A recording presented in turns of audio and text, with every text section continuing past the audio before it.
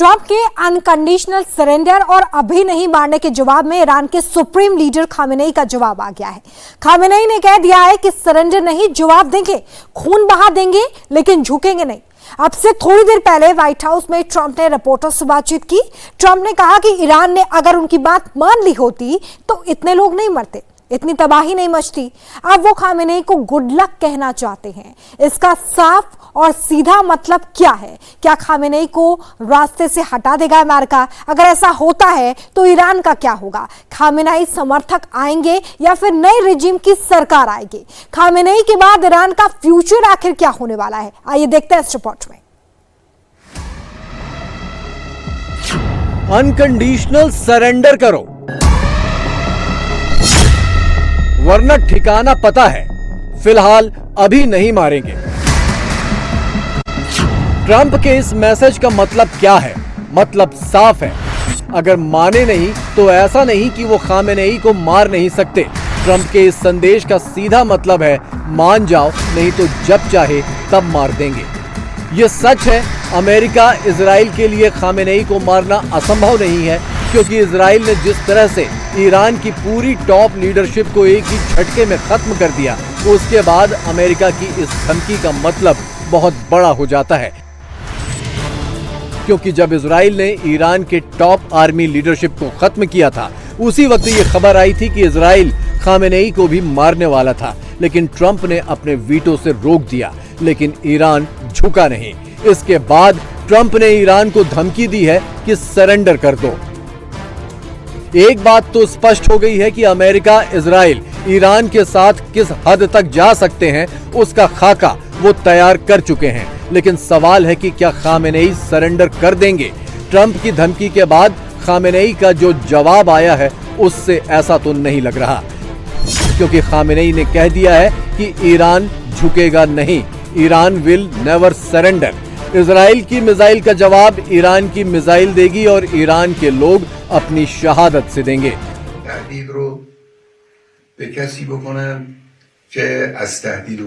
धमकियां उनको देना जो तुम्हारी धमकियों से डरते हो।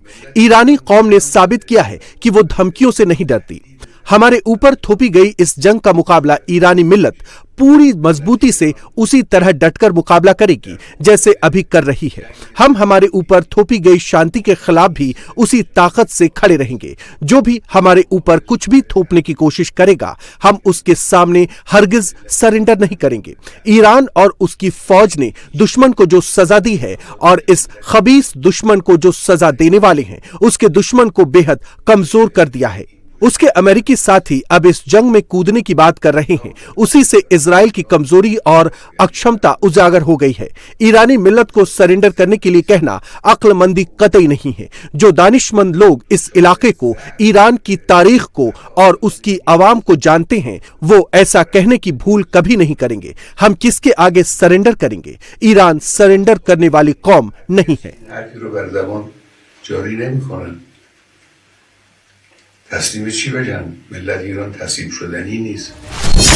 अब सवाल है कि अगर खामेनेई ने अनकंडीशनल सरेंडर नहीं किया तो क्या होगा?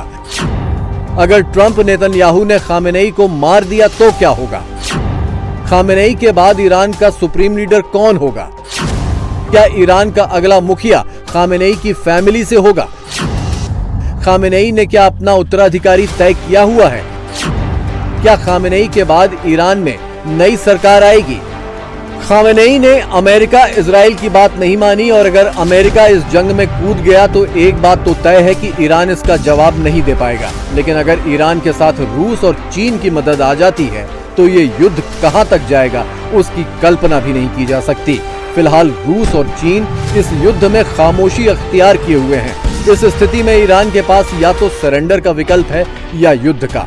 दोनों स्थिति में नुकसान खामेनेई का है। लेकिन अगर अमेरिका, इजराइल खामेनेई को टारगेट करके खत्म कर देते हैं तो ईरान में क्या होगा? इसको समझने से पहले ईरान में खामेनेई की हैसियत को जानना होगा कि खामेनेई है कौन। पूरा नाम है Ayatollah Sayyid Ali Hosseini Khamenei. Iran के सबसे ताकतवर नेता माने जाते हैं खामेनेई। 1939 में ईरान के दूसरे सबसे बड़े शहर मशाद में इनका जन्म हुआ। ईरान और इराक के नजफ में इस्लामी तालीम ली। और पढ़ाई के दौर से ही ईरान की राजनीति में सक्रिय रहे। ईरानी क्रांति के नेता रुहुल्लाह खामेनेई के बेहद करीबी माने जाते रहे। ईरान के शाह रजा पहलवी ने इन्हें 3 बार जेल में कैद किया। इस्लामिक क्रांति से पहले 3 साल का निर्वासन झेला। 1980 में खामेनेई पर टेप रिकॉर्डर बम से हमला हुआ। 1981 में अली खामेनेई ईरान के राष्ट्रपति चुने गए और 1989 में रुहुल्लाह खामेनेई की मौत के बाद अली खामेनेई सुप्रीम लीडर बन गए। पिछले 35 सालों से ईरान की सत्ता पर खामेनेई काबिज हैं।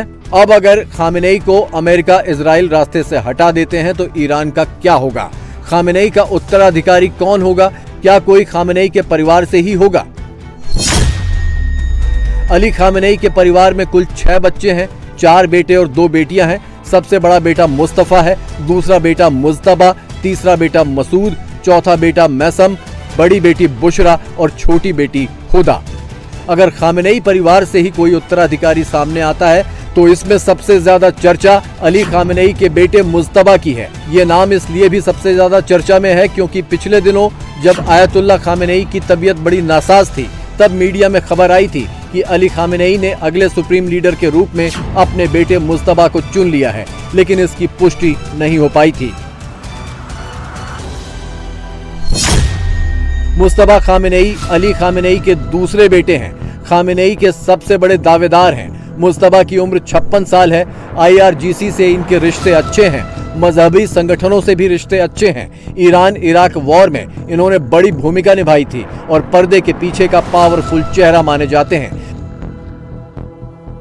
लेकिन अगर अमेरिका इजराइल खामेनेई को हटा देते हैं तो मुज्तबा के लिए ईरान का सुप्रीम लीडर बनना आसान नहीं होगा, क्योंकि खामेनेई और उसके परिवार को लेकर इजराइल के रक्षा मंत्री ने भी कह दिया है कि जो हाल सद्दाम हुसैन का हुआ वैसा ही खामेनेई का करेंगे। याद कीजिए अमेरिका ने सद्दाम के साथ क्या किया था। अमेरिका ने वेपन्स ऑफ मास डिस्ट्रक्शन के आरोप में इराक पर अटैक किया था। साल 2003 में सद्दाम के शासन को खत्म कर उन्हें गिरफ्तार कर लिया गया। सद्दाम हुसैन पर मुकदमा चला और 2006 में उन्हें फांसी दे दी गई। जंग के दौरान ही सद्दाम के 2 बेटों उदय और कुसे की हत्या कर दी गई। सद्दाम की पत्नी साजिदा तलफाह को अपने करीबियों और रिश्तेदारों के साथ इराक से भागना पड़ा। सद्दाम की बेटी रगद समेत 59 लोगों को मोस्ट वांटेड लिस्ट में डाल दिया गया। I think any American intervention would be a recipe for an all-out. मुझे लगता है कि अगर इस संघर्ष में अमेरिका दखल देता है तो फिर पूरे इलाके में ऑल आउट वॉर छिड़ जाएगा और पूरे अंतर्राष्ट्रीय समुदाय के लिए इसके नतीजे बेहद खतरनाक होंगे।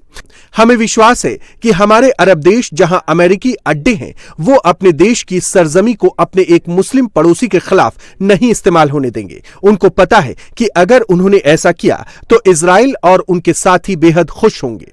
हम चीन और रूस समेत सभी देशों के साथ संपर्क में हैं और हम अपनी तरफ से पूरी कोशिश कर रहे हैं कि इस अवैध आक्रमण के खिलाफ पूरे अंतर्राष्ट्रीय समुदाय को इकट्ठा कर सकें और सबके साथ मिलकर एकजुटता से जवाब दे सकें।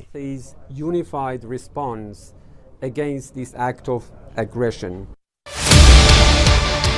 अमेरिका इजराइल को लगता है कि खामेनेई जब तक ईरान की सत्ता में रहेंगे तब तक ईरान के न्यूक्लियर प्रोग्राम को रोक पाना संभव नहीं है। इसीलिए अमेरिका इजराइल ने खामेनेई को हटाने के लिए पूरी ताकत लगा दी है। अमेरिका इजराइल चाहते हैं कि ईरान में नई रिजीम आए जो कट्टर ना हो बल्कि जैसा वो कहें वैसा करे। ईरान में खामेनेई के खिलाफ 3 ग्रुप पहले से ही तैयार हैं, जिसमें एक है मुजाहिदीन खल्क या पीपुल्स मुजाहिदीन। पीपुल्स मुजाहिदीन, जिसे मुजाहिदीन खल्क या People's Mujahideen Organization of Iran के नाम से भी जाना जाता है, इसकी शुरुआत 1960 के दशक में एक इस्लामिस्ट मार्क्सवादी छात्र मिलिशिया के तौर पर हुई थी। इसने 1979 की ईरानी क्रांति के दौरान शाह की सरकार गिराने में बड़ा रोल निभाया था।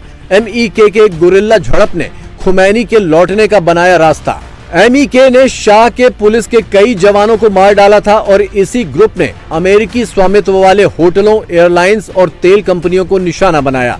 ईरान में 6 अमेरिकियों की मौत के लिए जिम्मेदार था। इसी वजह से निर्वासित आयतुल्लाह रुहुल्लाह खामेनेई की वापसी हुई थी। बाद में खामेनेई को लगने लगा कि MEK खतरा बन सकता है, इसलिए खामेनेई ने MEK को रास्ते से ही हटा दिया। MEK से अमेरिका की पुरानी नाराजगी है, ऐसे में ईरान में दोबारा इसकी एंट्री मुश्किल लगती है। दूसरा समूह है ग्रीन मूवमेंट। 2009 के राष्ट्रपति चुनावों के दौरान ग्रीन मूवमेंट ग्रुप उभरा था। ये कट्टरपंथी महमूद अहमदीनेजाद के धोखाधड़ी से दोबारा चुने जाने के साथ खत्म भी हो गया।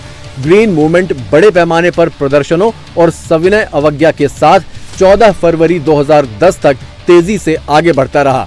तब उभरती अरब क्रांतियों के समर्थन में रैली आयोजित करने के इसके प्रयासों को क्रूरता से दबा दिया गया। अगर खामेनेई की सत्ता जाती है तो सबसे ज्यादा तीसरे विकल्प पूर्व शाह के बेटे और उनके समर्थक की संभावना बनती है। 1979 की क्रांति के दौरान देश छोड़कर भागे राजतंत्रवादी ईरान के पूर्व शाह के बेटे रजा पहलवी अभी अमेरिका में रहते हैं और सैद्धांतिक रूप से अपने पिता की गद्दी वापस पाने के लिए ईरान लौट सकते हैं। ट्रंप के चुनाव जीतने के बाद इजराइल के साथ अच्छे संबंध होने की इन्होंने उम्मीद भी जताई थी।